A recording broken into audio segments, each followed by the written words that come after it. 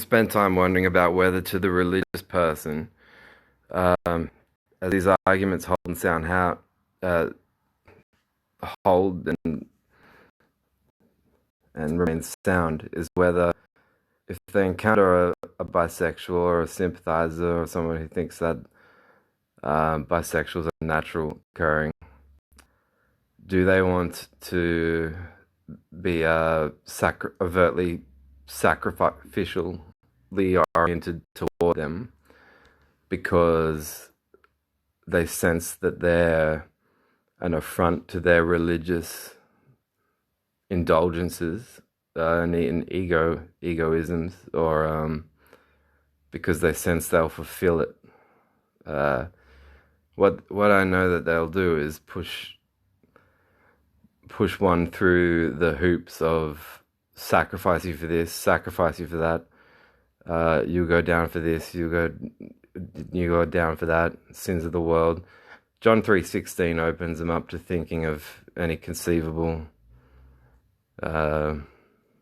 anything really. Blame you for telekinetically motivating Monica Lewinsky's blowjob of Bill Clinton 20 years from now, but through a time portal.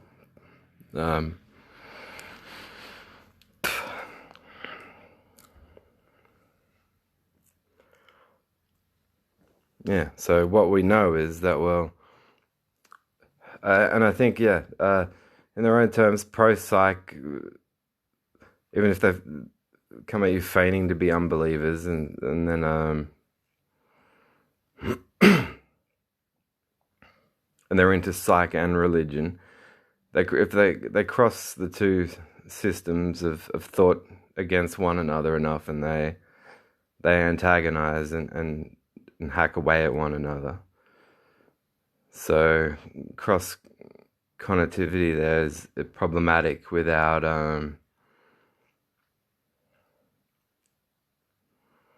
if one devotes enough time thinking about it.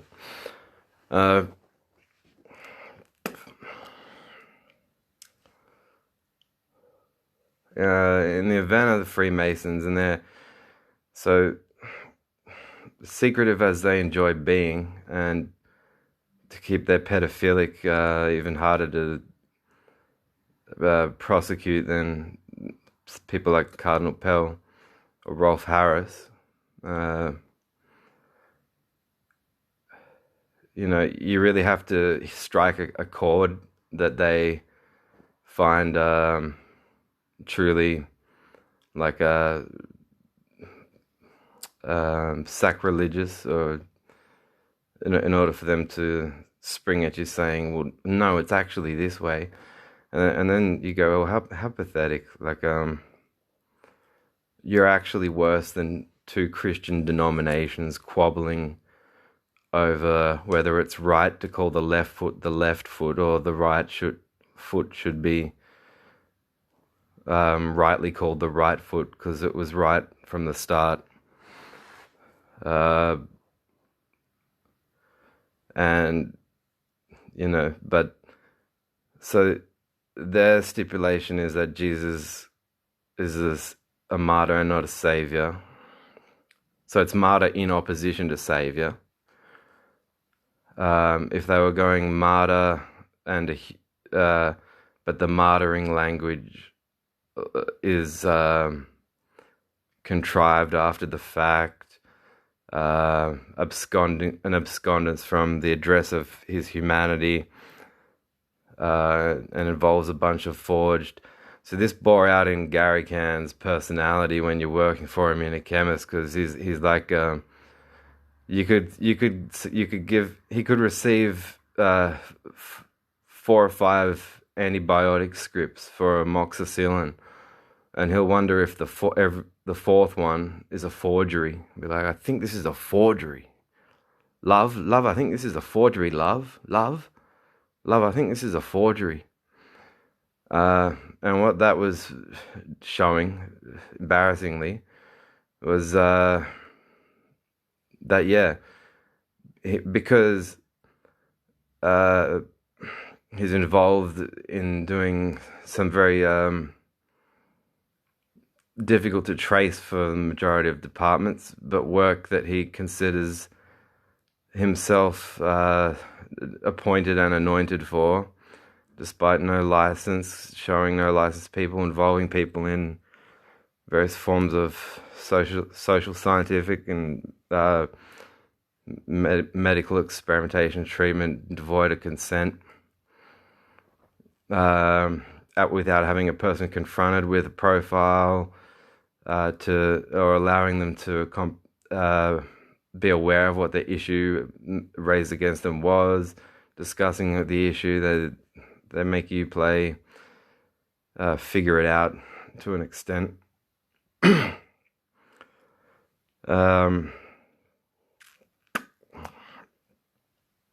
And then his martyrdom. So he's out looking for martyrs to spot, but with what?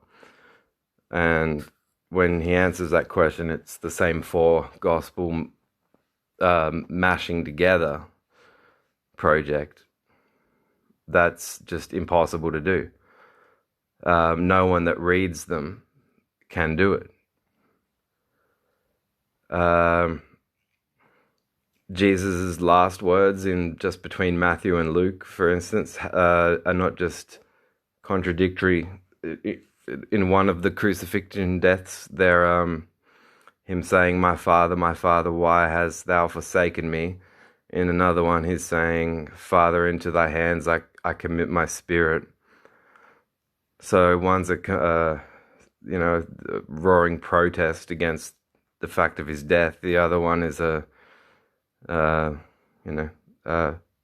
generous offering of his volition. So they're in church believing in shit like. So the Christians are advancing all this nonsense, and it is why they want you to accept Jesus as a Lord and Savior. And then the same four, and then the Freemasons. The thing is, I'd be more inclined to agree with their reasoning from what I've learnt to consider as well than I would in terms of apologists making cases for Christianity. But I don't see it as an either or between the two of them, and I'm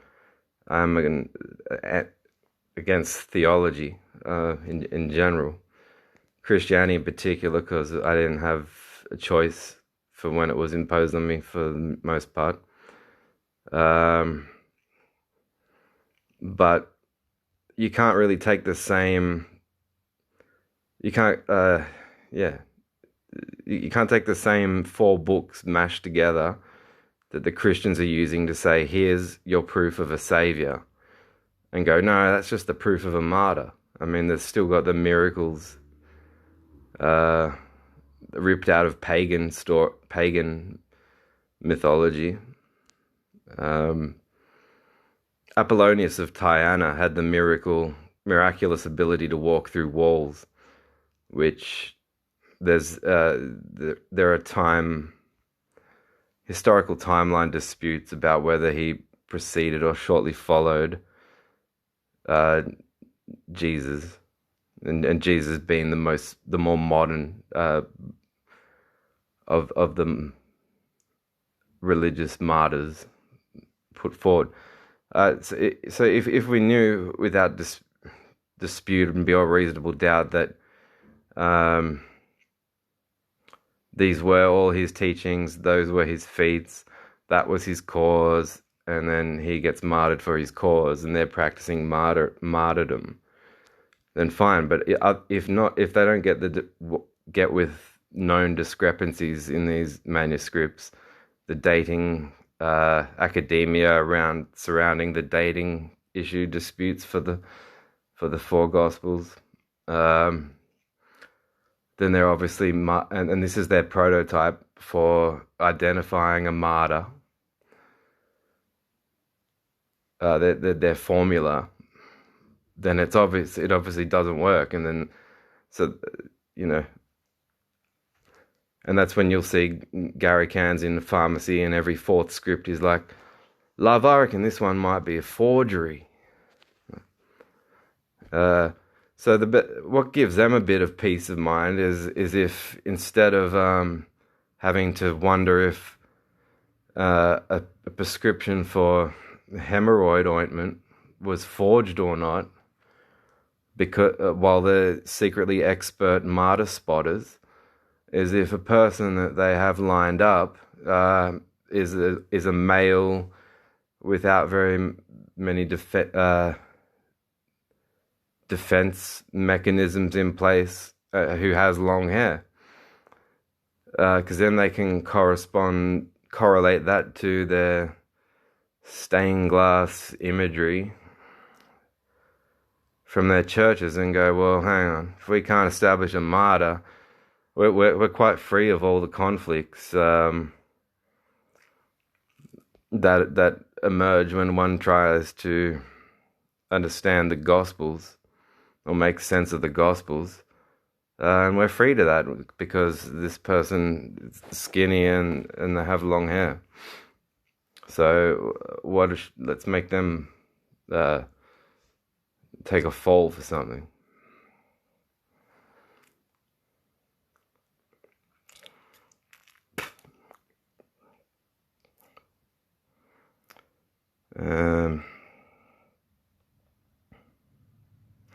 So I truly consider these two men the most depraved, cruel and inhumane, indecent, self-righteous fuckwits that have ever stained the superficial ass cheeks of this territory. They're absolutely deplorable and pathetic, and they take it upon themselves to, I think, define homosexuality in a way that's, I think, would be offensive if discussed to homosexuals, to tell other people's young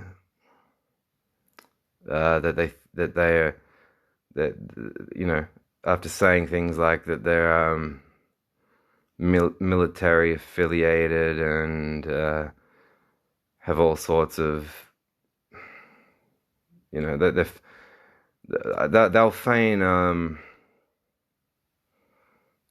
they'll feign qualifications with regards to deals that are likely to yield long-term supply and resupply of high rebate psych drugs.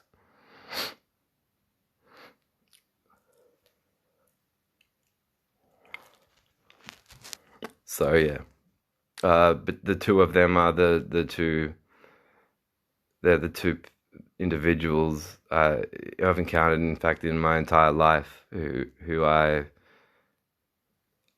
absolutely, completely despise. And yeah.